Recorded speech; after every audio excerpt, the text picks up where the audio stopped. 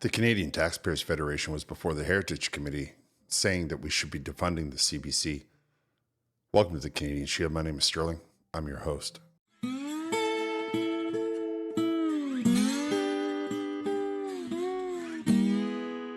The Canadian Taxpayers Federation is a group of people who are looking at the government and the way that they spend the Canadian dollar.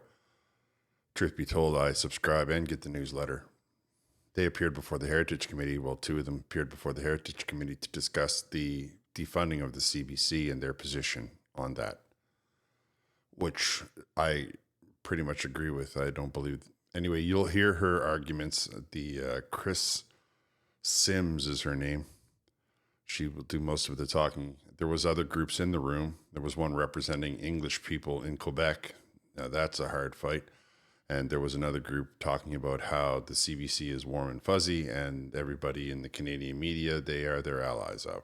So we'll start with Miss Sims' intro, because I think it really sums up the situation when it comes to the amount of money that the taxpayer is giving to the propaganda arm of the Liberal government, the CBC. Thank you for the invitation to speak with you all today. My name is Chris Sims. I'm the Alberta Director for the Canadian Taxpayers Federation. I'm here with my colleague Ryan Thorpe, the investigative journalist for the CTF. We are here to speak for thousands of hardworking taxpayers who want to defund the CBC. This needs to happen for three important reasons: the cost of the CBC, nearly nobody is watching the CBC, and journalists should not be paid by the government. Well, her opening comment of her opening statement I found to be agreeable. I would dare say that she's probably underscoring it when she says thousands of Canadians. I would dare say that it's many tens or even hundreds of thousands of people that want to defund the CBC, and those that are not calling for the defunding of the CBC simply are not aware of the CBC. Also, she makes a very strong point when she says that the government should not be paying reporters. And reporters should not, in good conscience, be accepting money from the government, because we all know that the government is not going to allow you to be unbiased. First, the cost. The CBC is getting $1.4 billion from taxpayers this year. That money could instead pay the salaries of around 7,000 paramedics and 7,000 police officers. That money could instead pay for groceries for about 85,000 Canadian families for a year.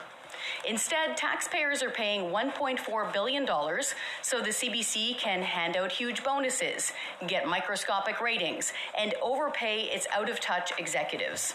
CBC CEO Catherine Tate refused to tell this committee if she will take a severance when she leaves the state broadcaster. Tate considers that to be a personal matter, end quote. It's not personal if it's taxpayers' money. Documents obtained by the Canadian Taxpayers Federation show Tate is paid between $460,000 and $551,000 this year, with a bonus of up to 28%. That is a bonus of $154,000. That bonus is more than the average Canadian family earns in a year. Around this time last year, the CBC asked for more money. After that, just before Christmas, the CBC announced layoffs in its newsrooms. I've worked in many newsrooms, and getting let go is not a bowl of cherries. But what about the bonuses at that same time? Documents obtained by the CTF show the CBC did hand out bonuses costing $18 million.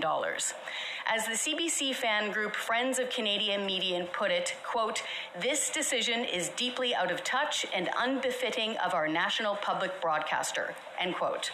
Thank you to the members from the Conservatives, the Bloc, and the NDP who voted to hold the CBC to account for these bonuses. Friends of Canadian Media were also represented at this committee, and I will probably do something on them when I get through this one. I wanted to showcase the opening of Miss Sims and the Canadian Taxpayers Federation at writ large.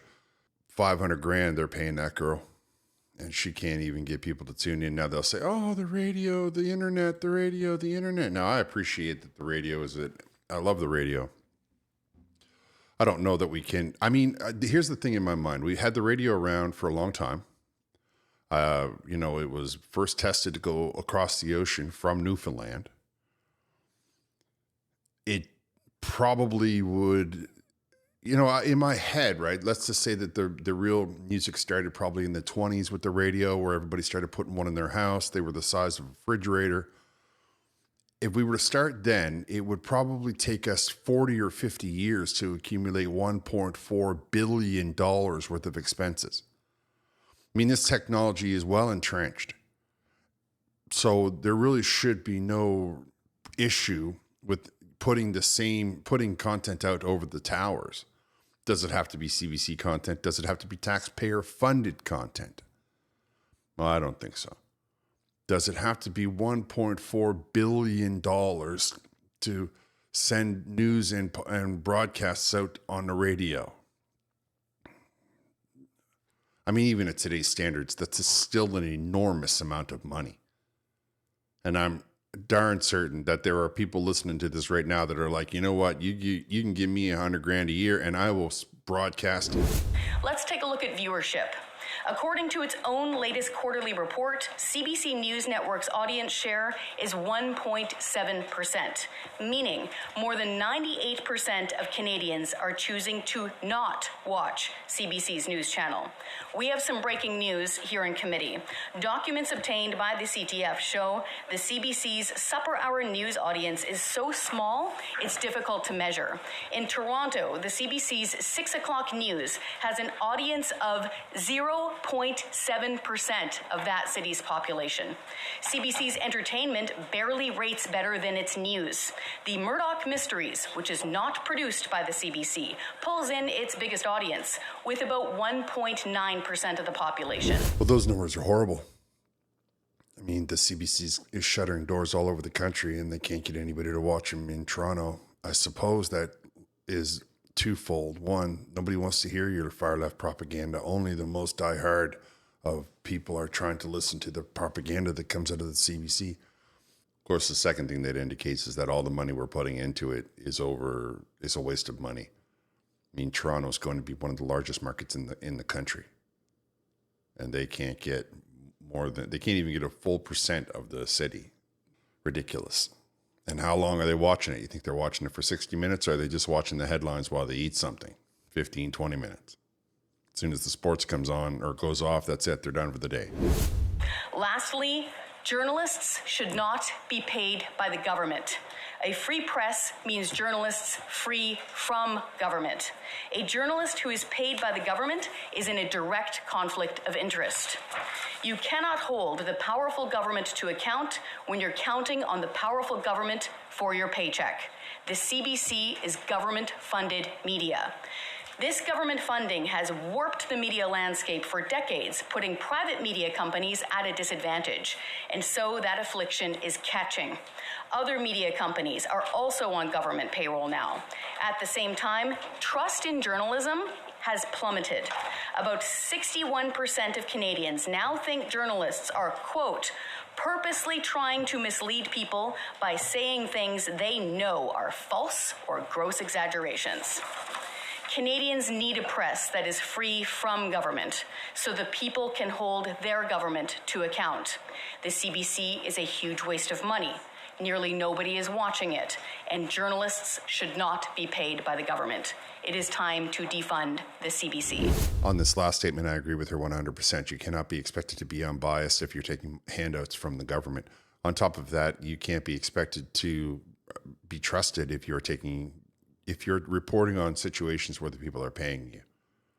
That's like a guy saying, oh, Coca-Cola is the best because he's worked there for 25 years. Or a person who says, I would never drink Molson because they work at Labatt's and so does their father and their brother and their cousins. I mean, that's just a ridiculous concept.